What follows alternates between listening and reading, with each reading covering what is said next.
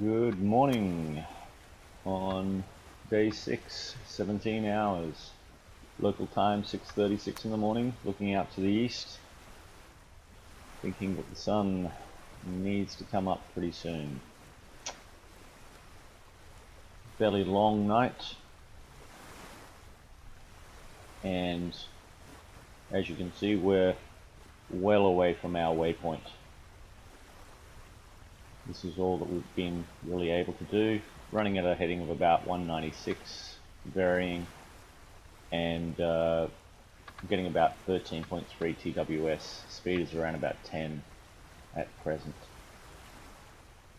Let's just go through a little bit of the map here. Let me increase it a little bit, and see how we're going. Okay, so in a good position, probably the box seat I would say at the moment is Zyle.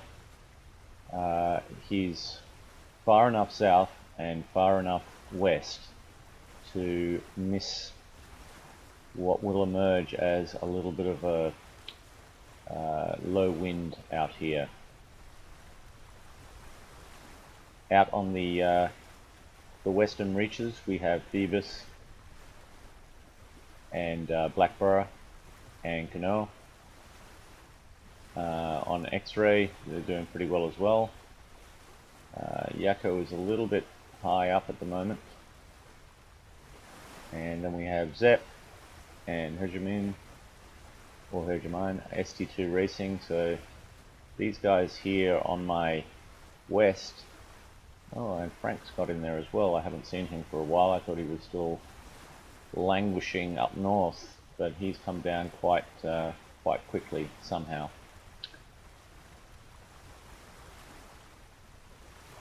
So it's these guys to the west of me that I'm much more worried about. The guys in the middle here, I'm sorry to say that my prognosis is that that's going to be a hard slog through here. We'll have a look at Windy and I'll tell you why.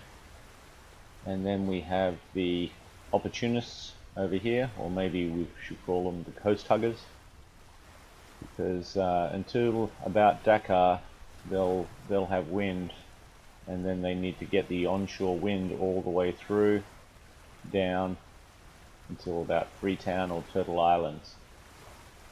So it's actually turning out to be a very interesting race.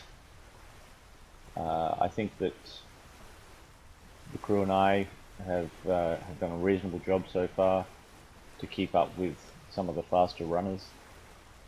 We obviously didn't go as far west as we probably would have liked to, because if you remember, only a couple of days ago Zyle was behind us, but then for the last 3 days I would imagine he's increased his southerly, and he's also increased his westerly on us. So well done to him.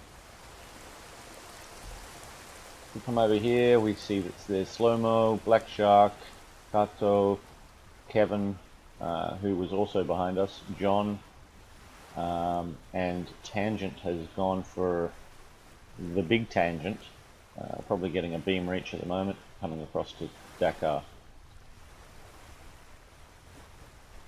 And we have Chris, who's in fairly shallow water up there. Volatan, Bionic, always good hearing from him. And I'm looking for my mate Dingo, but don't seem to be able to find him. I could switch to the app and find out where he is. Probably the easiest way to do it, to tell you the truth. But let's go on to some windy analysis now, and quickly look at what I see happening. The first one, I've just plotted points where different competitors are. So we've got Kevin Linden over here at 0.5 here, which is also has 2 underneath it, is us guys. We have Zyle number 3 here, and 4 out here is Blackborough and Canoa. So if you can imagine that these guys are on a beam reach down to Dakar, the same with Tangent, the same with Tito coming down this way.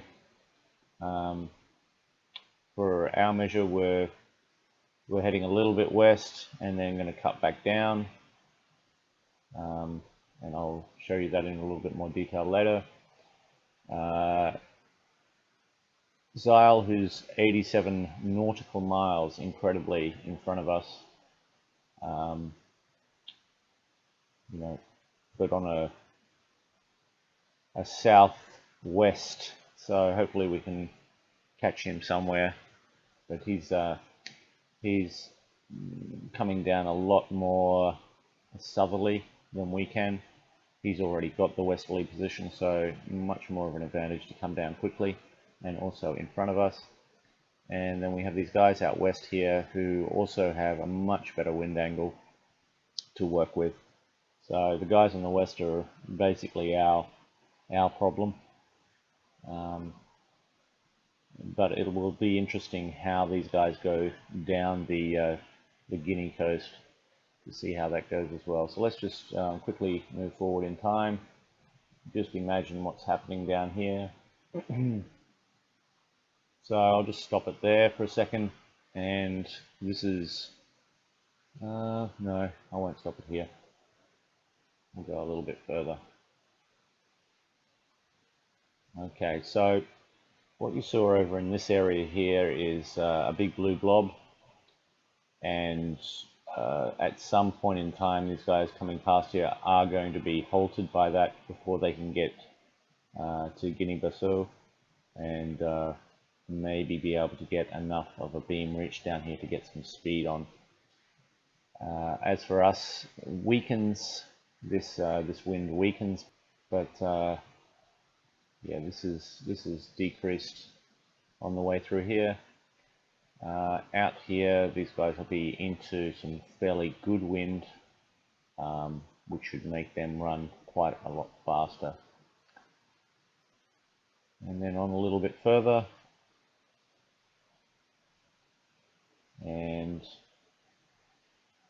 the race really is to get across this path here to point 6, which is 855 nautical miles away. And just let me set that up and I'll show you how many days. It's probably going to be until about Friday or Thursday afternoon that we expect to get across. Okay, now I'm just going to have a look at what I expect our boat to be, how our boat is going to proceed. I've changed over to GFS, which is the NOAA system for global weather. This is much closer to Sailaway. I want to shout out to Blackborough for reminding me of this. I did read about it some time ago, but I just forgot. And hopefully our weather practices will be much better now. Also changed the units back to knots over here. So as you can see, we've got 11 knots. Well, some 13s, some 11s. 13's a little bit further wide, which is where Zeil is. So well done him. And the first is 220 nautical miles from 1 to 2. This is based on a 24-hour period, so this time tomorrow we should be here. I'll just put the wind map in and move 24 hours from now. We're looking at about 9 or 10 knots in here. It's a little bit shaky. I would imagine Zeil will once again get lucky enough to get into this 11s, so he seems to have hit all of the correct marks at the right time. Pretty good. So the next one is 9, so I'm giving that about 190 knots, 190 nautical miles there. 3 to 4, I've given 151, so let's just move along.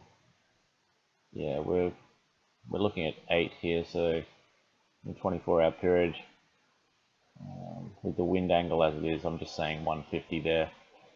The next one, 134, so this is more of a beam reach in this case, even though the winds, as you will see, die a little bit, so I'm just saying that we'll get about the same as that.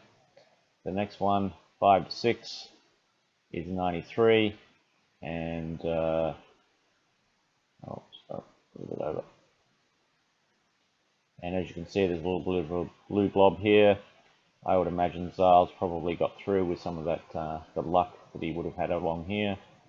And the last one, 79. We should be through and past here Thursday, Friday. So yeah, if we're not, we're in deep trouble. So it's 1 knot through there, and this is the thing that worries me. But the wind changes, the weather changes, the predictions change, and that is, you know, 5 days from now. So things will happen, things will change.